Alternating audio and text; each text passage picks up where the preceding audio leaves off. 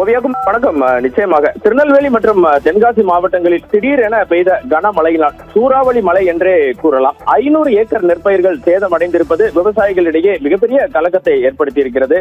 திருநெல்வேலி மாவட்டத்தின் மானூர் பகுதியில் இந்த மழையினால் 20 மின்கம்பங்களும் சாய்ந்தது. இது குறித்த விவரங்களை சேகரித்த போது ஓவியாகுமார், திருநெல்வேலி தென்காசி மாவட்டங்களில் திடீரென பெய்த கனமழை சூறாவளி காற்றால் 500 ஏக்கரில் நெற்பயிர்கள் தண்ணீரில் சாய்ந்து சேதமடைந்துள்ளது. சுமார் 20க்கும் மேற்பட்ட மின் கம்பங்களும் சாய்ந்து விழுந்ததால் இந்த மின் கம்பங்கள் வயல்வெளிகளுக்கு மின்சாரத்தை கொண்டு செல்லும் மின் கம்பங்கள், இந்த மின் கம்பங்களும் சாய்ந்து விழுந்ததால் மின்சாரமும் துண்டிக்கப்பட்டுள்ளது. திருநெல்வேலி தென்காசி மாவட்டங்களில் கடந்த சில நாட்களாக கோடை காலம் போல வெயில் வாட்டி வதைத்தது. இந்த நிலையில் திடீரென மழை பெய்தது. சூறாவளி காற்றுடன் பெய்த மழையால் சாலைகளில் தண்ணீர் பெருக்கெடுத்து ஓடியது. பல இடங்களில் மழைநீர் தேங்கியும் காணப்பட்டது. திருநெல்வேலி மாவட்டத்தின் மானூர் பகுதியில் சூறாவளி காற்றுடன் கூடிய கனமழையினால் பிராஞ்சேரி, வடக்கு தெற்கு செழிய நல்லூர், கீழ மேல பிள்ளையார்குளம் உள்ளிட்ட பகுதிகளில் காற்றுடன் கூடிய கனமழையால் சுமார் 500 ஏக்கரில் சாகுபடி செய்யப்பட்டிருந்த நெற்பயிர்கள் சாய்ந்தன.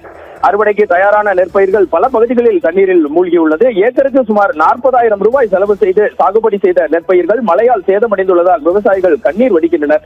இந்த பகுதிகளில் பார்த்தீர்கள் என்றால் வயல்வெளிகளில் பம்பு செட்டுகளுக்கு மின்சாரம் வழங்கக்கூடிய சுமார் 20க்கும் மேற்பட்ட மின் கம்பங்களும் சாய்ந்துள்ளது. இதனால் கிராம பகுதிகளிலும் வயல் பகுதிகளிலும் மின்தடை ஏற்பட்டுள்ளது. காற்றில் சாய்ந்த மின் கம்பங்களை மின்வாரிய ஊழியர்கள் சீரமைக்கும் பணியில் ஈடுபட்டுள்ளனர். இது குறித்து சத்தியம் தொலைக்காட்சி சார்பில் இன்று காலை திருநெல்வேலி மாவட்ட ஆட்சியர் டாக்டர் இரா சுகுமாரிடம் பேசிய போது, மாவட்ட நிர்வாகத்தின் சார்பில் மழையால் பாதிக்கப்பட்டுள்ள நெற்பயிர்கள் கணக்கெடுக்கும் பணியில் அலுவலர்கள் உடனடியாக ஈடுபட்டுள்ளதாக தெரிவித்தார். இயற்கை சீற்றங்களினால் இதுபோன்ற நிகழ்வுகள் ஏற்படுகிறது. தமிழக அரசின் வழிகாட்டு நெறிமுறைகள் படி திருநெல்வேலி மாவட்ட நிர்வாகம் உடனடியாக அவர்களுக்கு ஏற்பட்டுள்ள இழப்பினை ஈடு செய்யும் எனவும் குறிப்பிட்டார்.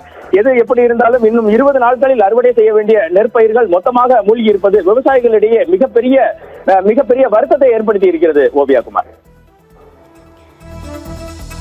தங்களுடைய விரிவான தகவல்களுக்கு நன்றி வனராசங்கர். நெல்லை, தென்காசி மாவட்டங்களில் பெய்த திடீர் கனமழையால் அறுவடைக்கு தயாராக இருந்த நெற்பயிர்கள் மூழ்கி இருக்கின்றன. இதுகுறித்த கூடுதல் விவரங்களை எமது செய்தியாளர் வனராசங்கர் வழங்கிட கேட்டோம்.